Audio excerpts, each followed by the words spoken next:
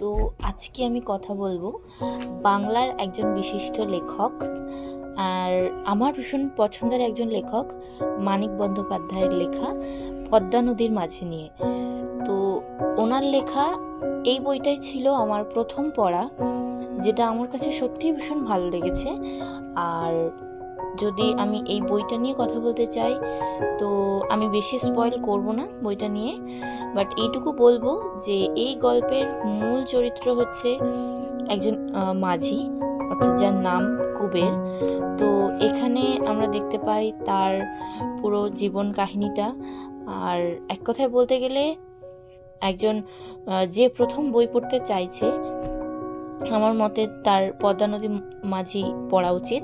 কারণ এখানে আমরা সব কিছুর স্বাদ পাই, পরকীয়তা, দরিদ্রতা, কিভাবে জীবনে সংগ্রাম করে চলতে হয়, তো সবটাই আমরা এখানে পাই এই বইটার মধ্যে। তো আমার মনে হয় একজন পাঠক যে বই পড়তে চায় তার প্রথম এই বইটা পড়া উচিত।